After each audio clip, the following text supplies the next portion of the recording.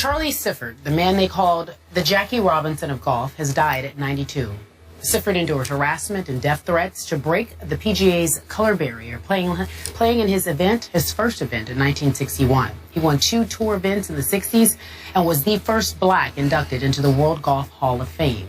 In 2004, Tiger Woods had the following reaction to Sifford's passing.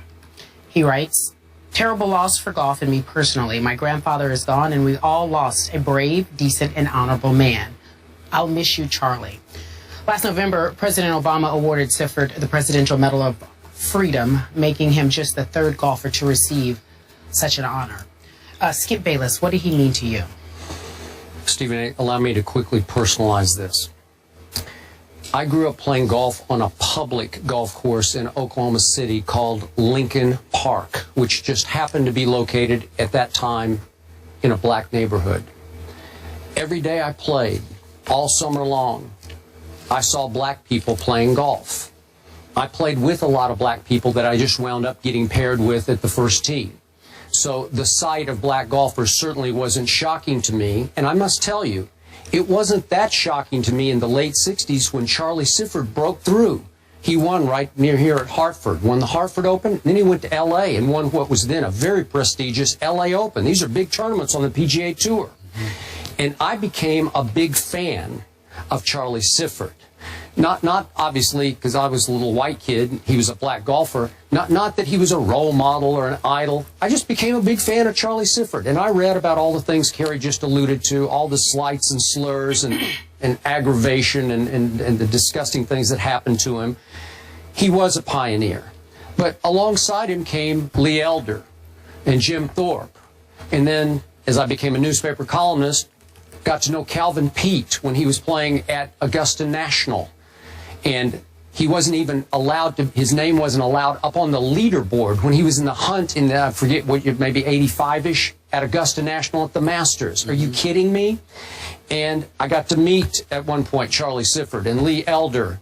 And I enjoyed them. I wish I could have played some golf with them because they were good dudes. You know, they were my kind of guys to play golf with. And the shock of shocks came in 1997 when Tiger Woods broke through on the Augusta National stage and won the Masters. And the world seemed to embrace Tiger Woods, to me, as the first black golfer. And obviously, he was not the first. The breakthrough was the greatest breakthrough any black golfer had ever had. But my point is, the world didn't know all these other black golfers unless you were a real golf fan. And the shock of shocks is that I thought when Charlie Sifford broke through, and because I played at Lincoln Park, Lincoln East and Lincoln West, I thought that the floodgates would open at that point. Lee Elder, Charlie Sifford, Jim Thorpe, Calvin Peete, here they came. And I thought by the 90s, maybe, there'd be a whole lot of black golfers on the PGA Tour. I have heard all the reasons why, economics and politics, and we can go on and on and on. But I thought, at least with the breakthrough of Tiger, that by now, in 2015, we would have, I don't know, 20, 30, 40 black golfers on the PGA Tour. It just seemed like that was happening. And, you know, we have, besides Tiger, none that are qualified on the tour right now. That is shocking to me. And when I read that Mr. Sifford had passed yesterday, it really touched me because I looked back at my childhood in those days when I thought, a lot of black people play golf. This is great, you know, like and they're really good at it. So why wouldn't we in 2015, so we go from the 60s to 2015 and there are no other black golfers besides Tiger Woods, who's barely hanging on as a black golfer right now in his own way. So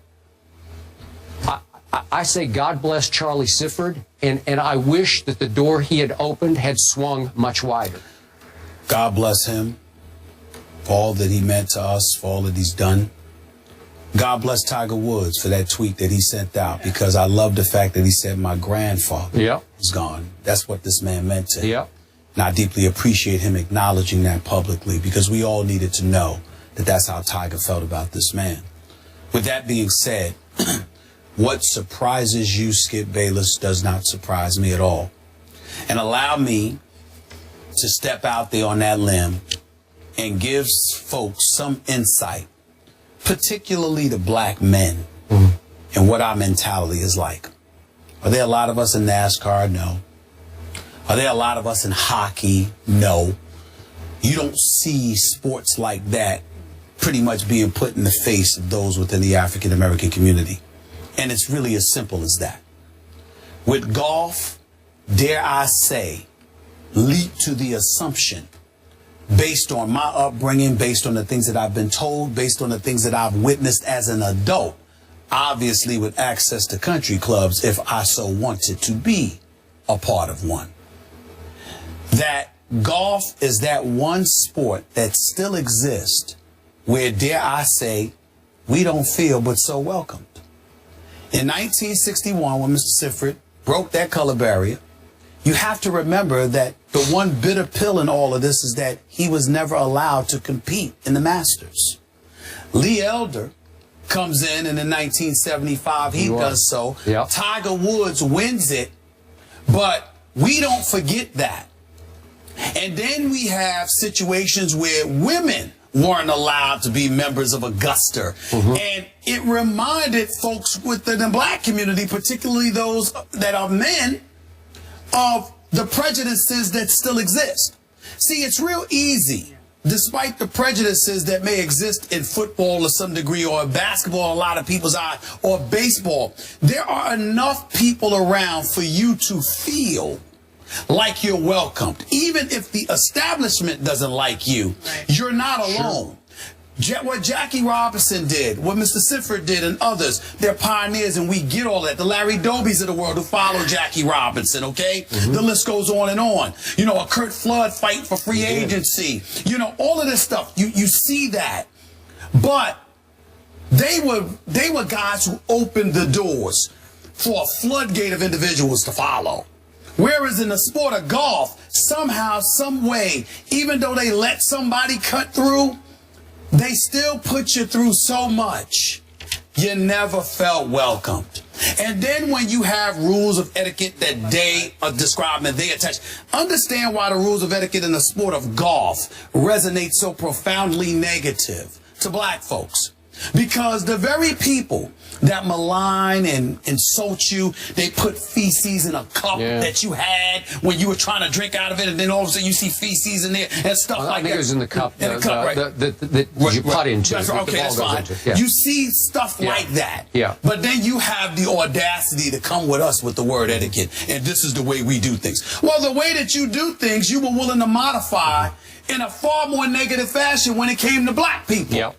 So all of a sudden you're there to tell us how to act? Black folks ain't gonna want to be a part of that.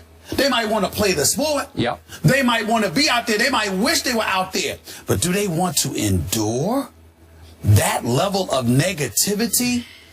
There is something to be said about your spirit being able to handle certain things. Certain instances, certain occurrences, certain actions can so demoralize you. It weighs so heavily on you that you choose not to be around it. In Sifford's case, that was not the case. And God bless him for the strength and intestinal fortitude that he had. But even in the midst of all of that, they still managed to keep him out of the Masters, didn't they?